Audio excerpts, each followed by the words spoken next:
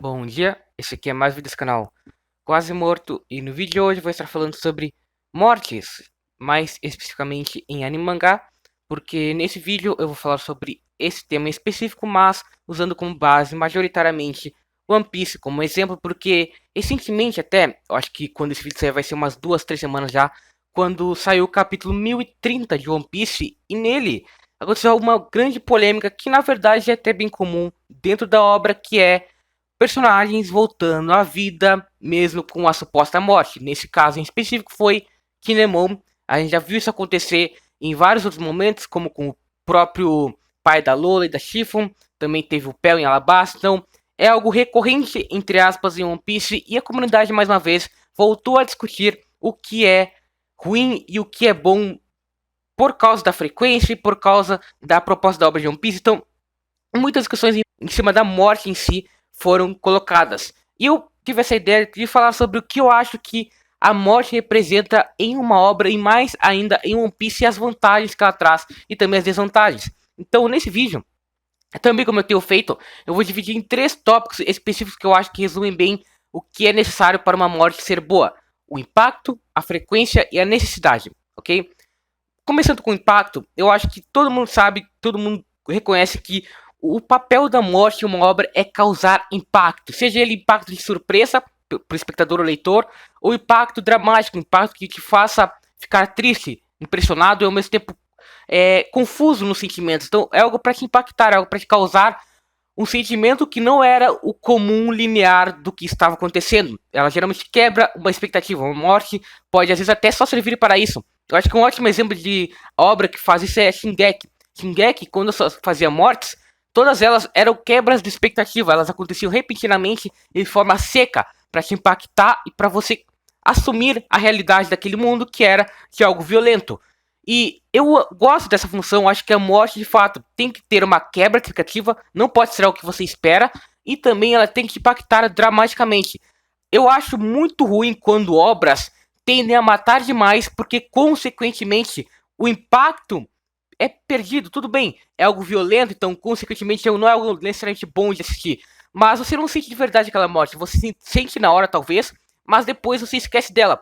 Outro exemplo de obra que faz isso fora Shingeki é Jojo. Na parte 3 de Jojo, eu acho que tem uns 10 animais que morreram. Tipo, um monte de cachorro morre, um monte de gato morre, um monte de explosão de pessoas explodindo acontece. Então, tipo, tem muita morte em uma só parte de Jojo, em 24 episódios da primeira parte, inclusive.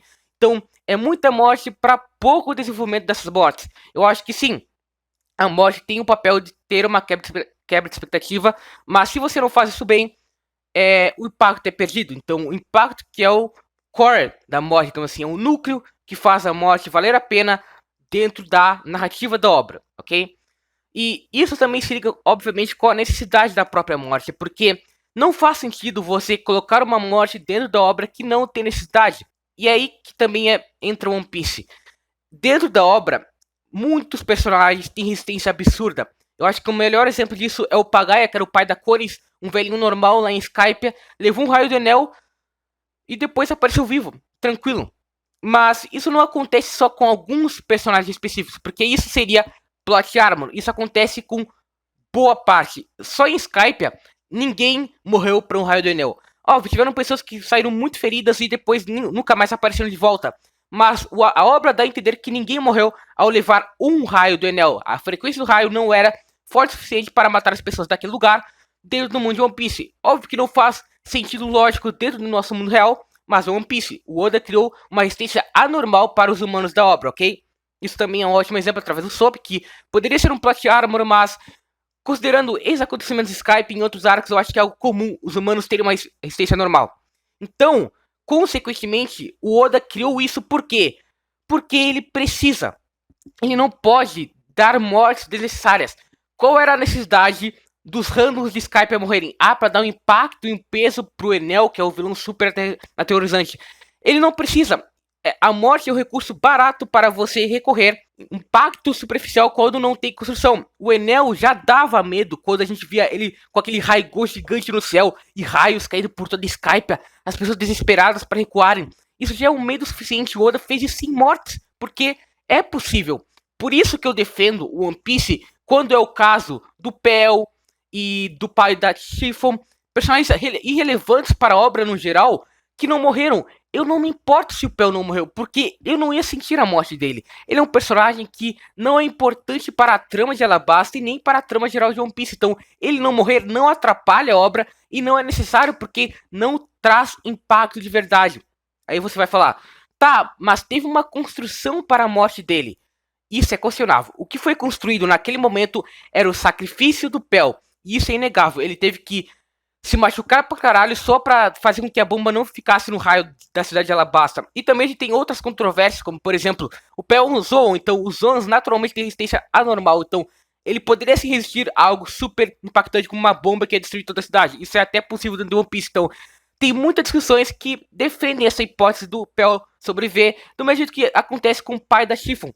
Eu, sinceramente, fiquei puto quando ele voltou vivo, porque foi uma história de capa gigante pra voltar ele à vida. Só que eu não liguei quando ele morreu, porque não era nem confirmado que ele tinha morrido.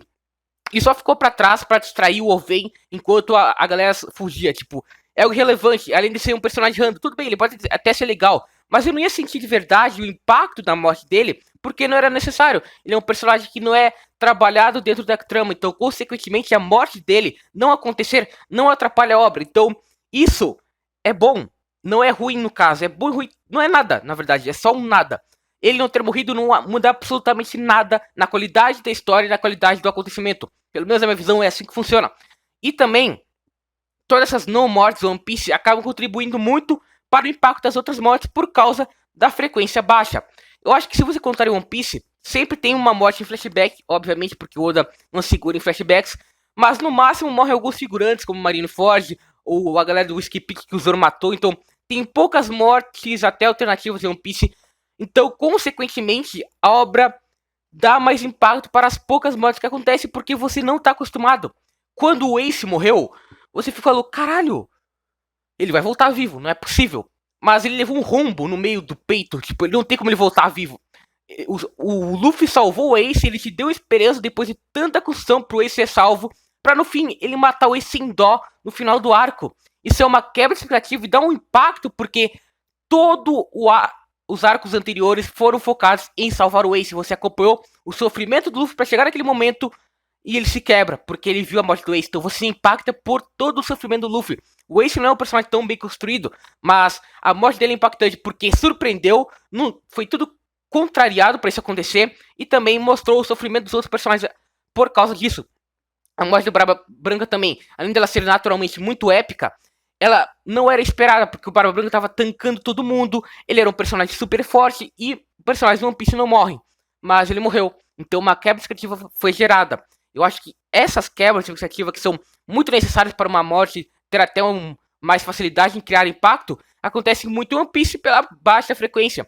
Por isso que é muito bom o Oda só matar personagens que têm importância, ao menos para a trama daquele arco, ou quando é impossível não matar. Eu acho que o único caso que era impossível não matar era a Monet, porque ela levou uma facada no peito, do coração, e também Punk Hazard explodiu, então não tinha como ela sobreviver ali, de fato.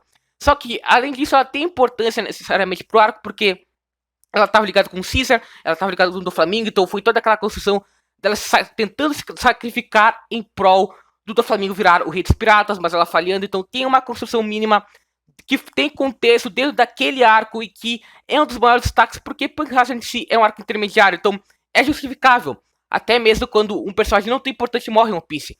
E tudo isso acaba dando mais relevância para as mortes. O Pedro em um Holy Cake a gente não esperava, ele tirou as bombas do nada, sacrificando, e aí tem todo aquele contexto da Carrot levando o sonho do amanhecer do Pedro pra frente agora em um ano, então deu uma contextualização muito boa pra história. Então o Oda, ele é um gênio em não matar personagens, ele não é ruim. Ele faz sempre isso porque, consequentemente, as mortes vão ser mais impactantes. Então é muito melhor o One Piece não ter tantas mortes do que ele exagerar só porque o mundo é perigoso. Muita gente usa esse argumento, inclusive.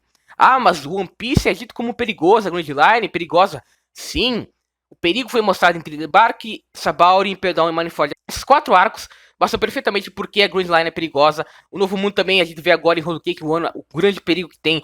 Ah, mas as pessoas não morrem. Sim, você pode mostrar que o mundo é perigoso, que coisas ruins acontecem sem matar pessoas.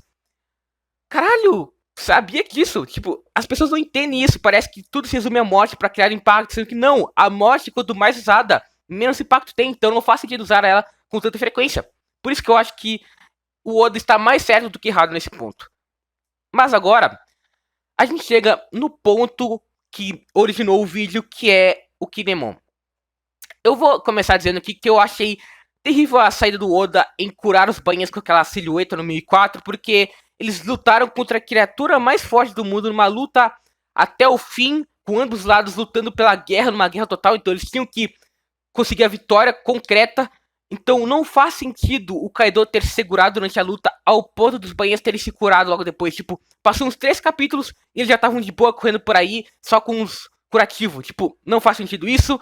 Não faz sentido o Kaido não ter matado nenhum dos banheiros lá, porque a morte para o Kaido, naquele contexto, era algo honroso, e ele queria dar essa honra aos banheiros por tudo que eles fizeram e representavam através do Oden. Ele mesmo fala isso no Domo, ele fala que ele respeita os samurais por causa da determinação e que a morte é honrosa. Então, ele deveria ter dado uma morte, pelo menos para um deles, para mostrar essa honra. Só que, por algum motivo, ele não fez isso. Então, a volta do Kinemon para a trama logo após esse contexto já não faz sentido. Agora, o Kinemon, no capítulo 1014, que é quando ele corta o Kanjuro e depois é amassado pelo Kaido, aquilo dali me deu muito impacto, porque a gente percebeu o quão violento o Kaido estava sendo, e você fica desesperado. Akiko morreu, o Kinemon foi amassado, o Momo gritando, e depois no próximo capítulo, você viu o Kaido fincando o coração do Kinemon, com um quadro visceral, que ao mesmo tempo que não é 100% expositivo, ele mostra tipo, o interior do corpo, só o corpo do Kinemon é todo quebrado e assim sendo esfaqueado. É algo muito impactante. A morte em One Piece é muito impactante. E é isso que a guerra de Wano precisava. Porque o Wano é uma guerra contra os dois personagens mais fortes atualmente que a gente conseguiu ver em ação dentro da obra. E eles estão juntos. Como que ninguém vai morrer? Isso não faz sentido. Por isso, a morte ter acontecido era algo necessário e foi muito impactante porque era um personagem importante para a trama de Wano. Ele teve toda uma construção desde Punk Hazard. Então, é por isso que é muito bom isso ter acontecido. E é por isso que é terrível no 1030 o Kinemon ter voltado. A morte em One Piece, quando ela não acontece, ela só é justificável nesse sentido quando é com um personagem não relevante. Mas o Kinemon era relevante. Você tirar a morte dele, tira o peso daquele mesmo momento e banaliza a guerra, banaliza o Kaido, banaliza todo o sofrimento que a gente viu. Ainda mais com a desculpinha que o Oda deu de que o corpo do Kinemon não estava muito bem conectado, mas isso é desde Punk Hazard, na verdade o Kinemon já apanhou pra caralho até aquele momento. É muito esquisito o corpo dele só ter se dividido justamente quando ele foi esfaqueado, sendo que ele teve o corpo amassado pelo Kaido, ele não se dividiu, ele só se dividiu depois de ser esfaqueado. Tipo, não tem lógica se você for aplicar até mesmo dentro de One Piece, tá ligado? Então, é uma desculpa boba, e o outro tentou fazer uma comédia em cima disso, com o corpo, com ele peidando por aí, né? O corpo conseguindo falar, mas ao mesmo tempo não conseguiu ouvir, tipo, não faz sentido nenhum. É engraçadinho quando não é usado no momento tenso. A gente tá no meio da guerra. A gente tá no meio de uma guerra e você vai colocar isso com um personagem tão importante que teve um puta peso. Por isso que é ruim. Por isso que não faz sentido as pessoas usarem a desculpa de que você é muito estúpido por confiar no Oda, né? É algo normal em One Piece, não faz sentido você ficar puto com isso.